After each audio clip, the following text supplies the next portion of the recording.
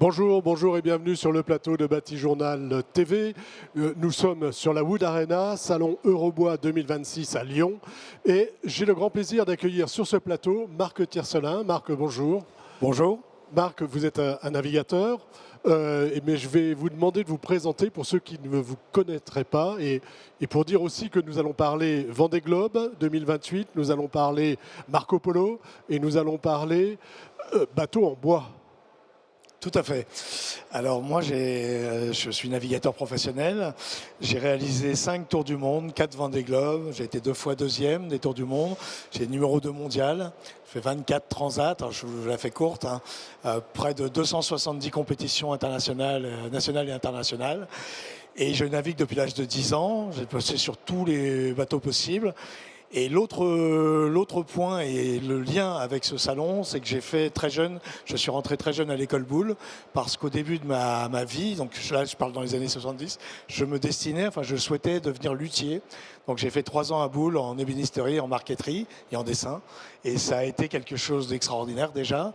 Et quand on va parler du projet futur, c'est le lien que je fais entre mon histoire passée, le Vendée Globe que j'ai couru plein de fois, et puis les transats, et puis un projet innovant. Donc le Vendée Globe que vous avez couru plein de fois, mais que vous avez envie de recourir, c'est ça, avec un bateau un peu particulier. Mais pourquoi vous relancez aujourd'hui dans ce défi du Vendée Globe 2028 ? Alors à l'origine, c'est plus à l'envers cette fois. C'est plus le projet du bateau qui m'a fait me dire et pourquoi pas repartir sur le Vendée Globe sur un bateau comme ça. Je m'explique. On est sur un bateau qui sera une première mondiale. C'est un bateau décarboné à hauteur de 70%. Pour vous donner une petite idée, les bateaux du Vendée Globe, ce sont des IMOCA. Un IMOCA, donc c'est des bateaux qui font le Vendée Globe, la Route du Rhum, la Transat Jacques Vabre et d'autres courses. Ils font à peu près 20 mètres de long sur 6 mètres de large, pèsent entre 8 et 9 tonnes et portent jusqu'à plus de 600 mètres carrés de voilure. C'est des bateaux qui demandent entre 80 000 heures et 100 000 heures de travail pour être créés, du dessin de l'architecte jusqu'à la mise à l'eau. Je fais des chiffres en gros. Je ne rentre pas dans les détails. Moi, j'en ai eu 5. J'en ai construit de A à Z 2. Et le bateau que je propose, le projet que je propose, c'est un bateau décarboné à hauteur un bateau classique, c'est 700 tonnes de CO2. Et là, ça serait 200. Donc, c'est vraiment une différence. C'est aussi beaucoup moins cher, ça utilise beaucoup moins de matière. Et l'idée, c'est de mêler à la fibre synthétique, qu'est le carbone ou les résines, de la fibre naturelle. D'accord, on ne reconstruit pas un dracar, c'est ça, ni une pirogue.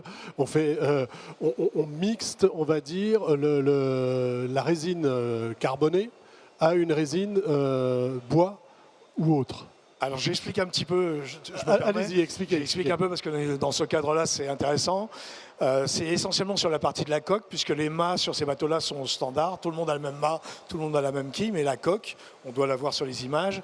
L'idée, c'est que la structure de la coque, que ce soit les renforts et les pots extérieurs, je ne rentre pas dans les détails, ce sera 40% en carbone, 60% à peu près en bois, en contreplaqué européen.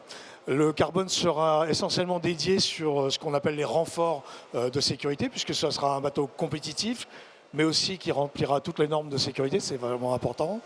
Et les autres aspects qui sont un peu moins liés à Eurobois, c'est le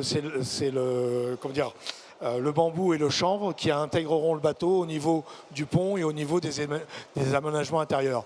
L'idée, c'est vraiment d'être sur 4 piliers, le carbone déclassé, le bois, beaucoup, le bambou et le chanvre, et de faire un bateau qui soit un véritable laboratoire et dans lequel les essais que l'on va faire puissent être réplicables dans d'autres industries comme la construction, l'automobile ou l'aviation, par exemple. Voilà, c'est-à-dire que ce que vous allez développer, ce ne sera pas uniquement pour le bateau, mais c'est aussi pour le proposer à d'autres industries, l'industrie du bois, l'automobile et ailleurs.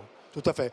Pour vous aider dans la réflexion, par exemple, le bambou, qui n'est pas lié ici sur le salon Eurobois, mais qui existe.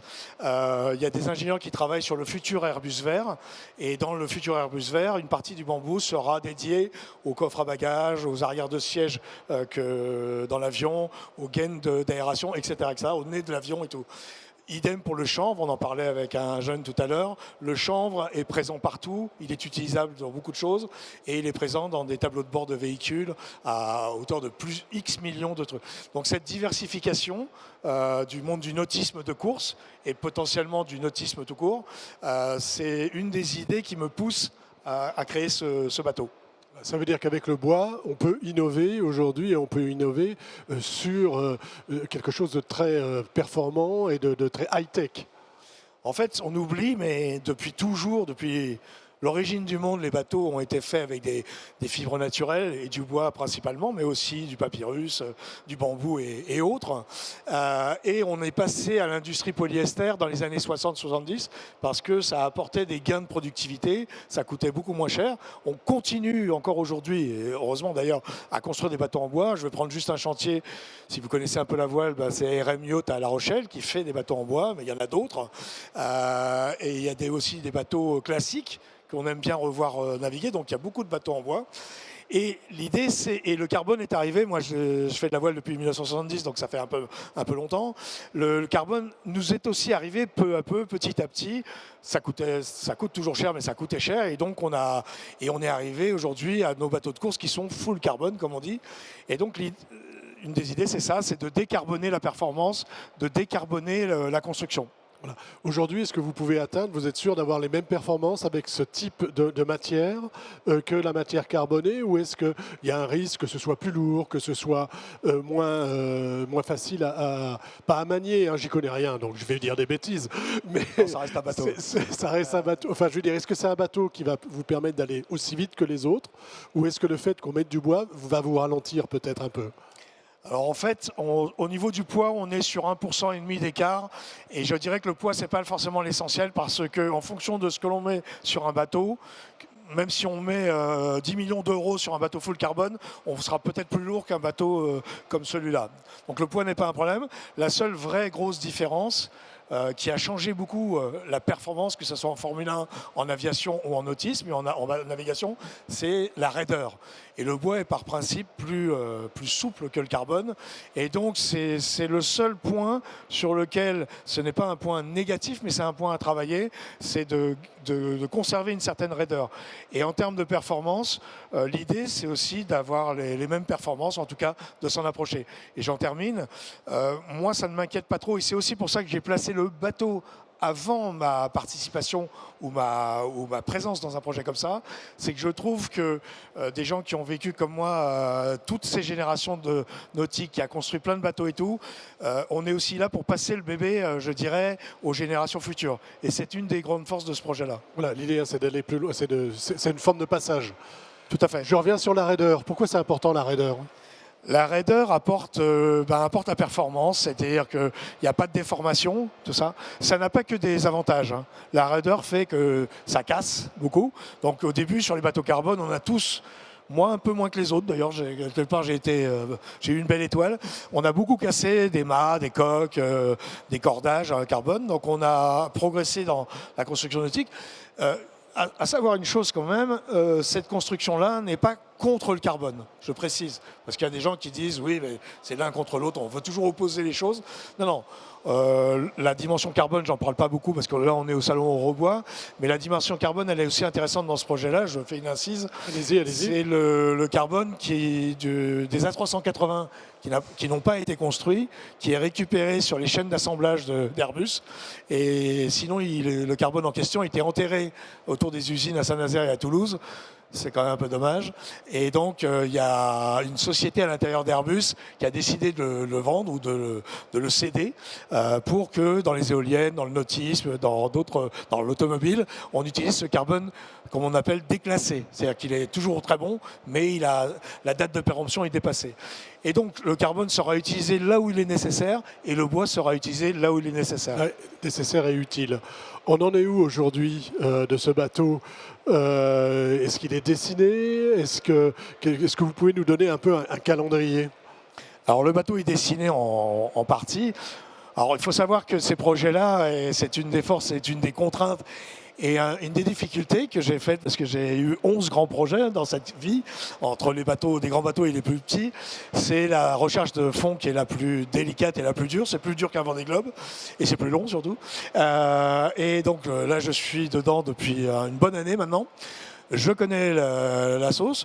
C'est pas dire qu'on traverse une petite crise en plus, donc ça fait une couche intermédiaire qui est assez dure à dépasser. Là, la dimension dessin est posée. J'ai énormément travaillé l'an passé, en 2025, sur les 4 filières, carbone, bois, bambou et chanvre, entre autres, et résine aussi, avec Arkema, sur des résines biosourcées. On est prêt sur beaucoup de choses, et puis c'est les fonds qui manquent, et on a des partenaires, mais plutôt de secondaires, des plus petits, qui sont prêts à partir dans l'aventure. Donc appel au peuple. Oui, on va appeler ça comme ça. Ouais. Non, et il est vrai, je me permets, parce que je suis dans l'enceinte, je me suis promené hier, déjà ça m'a touché de retourner voir les Compagnons du Devoir, le World Skill et tout ça, parce que je fus ambassadeur du World Skill pour le MEDEF en 2018-2019. C'était de retrouver, je me suis fait l'effet d'un enfant dans un magasin de bonbons, parce que j'ai toujours travaillé de mes mains toute ma vie, et de voir les équipementiers en outillage, les matériaux, enfin, tous les technologies diverses et variées qui sont dans ce salon, je me suis dit, si j'arrivais à toucher l'ensemble des exposants d'Eurobois, ça serait génial. Alors, pas forcément que pour la dimension financière, mais d'entraîner l'ensemble des exposants, ça serait une première victoire, on va dire. Et votre lien avec Eurobois? Alors avec Eurobois, c'est l'intérêt déjà d'Eurobois pour ce projet. Et ensuite, c'est la possibilité effectivement de s'aider mutuellement. Si les délais sont tenus, ce bateau devrait naître fin 2027. Donc il sera opérationnel en 2028. Si je ne m'abuse, le salon reviendra en 2028. Donc ça serait extraordinaire. Alors peut-être pas d'amener le bateau ici, par le Rhône, on peut toujours. J'avais baptisé mon précédent bateau, on l'avait baptisé à Paris sur la Seine, donc on ne sait jamais. Mais on peut amener un bateau, à échelle plus réduite, avec tout le cloisonnage en bois, avec tout ce qui le compose, en plein milieu. Là où est Foussier, par exemple, enfin je dis n'importe quoi, mais en plein milieu, ça pourrait être, je dirais, un accomplissement, quoi. L'accomplissement, ce serait que ce soit terminé, enfin qu'on puisse présenter les choses à Eurobois dans 2 ans, sachant que dans 2 ans, c'est le Vendée Globe. En plus, donc dans 3 ans. Dans 3 ans, vous serez en pleine préparation. Oui, tout à fait. Et ce que j'insiste là-dessus, parce qu'on ne le voit pas forcément, les sponsors que j'ai eus dans le temps, n'imaginaient pas ce que c'était que la naissance d'un bateau. La naissance d'un bateau, c'est, donc je disais, entre 80 000 et 100 000 heures de travail.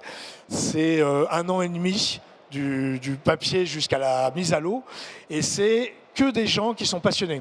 C'est essentiellement un monde de TPE, PME, le tissu français, on va dire, quelques grands groupes, mais c'est surtout des TPE, PME, et exactement le profil des personnes qui sont ici dans ce salon.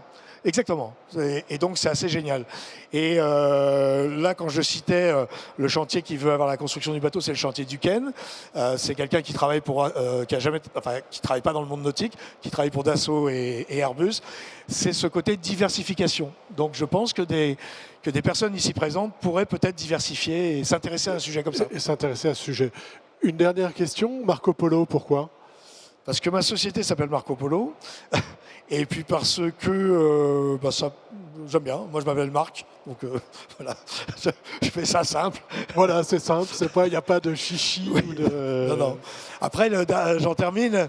Le bateau, une des idées que j'ai, au-delà du Vendée Globe et au-delà des courses françaises, on va dire, c'est que ce bateau soit visible à l'international beaucoup. C'est-à-dire qu'il aille à New York, à Hong Kong, etc.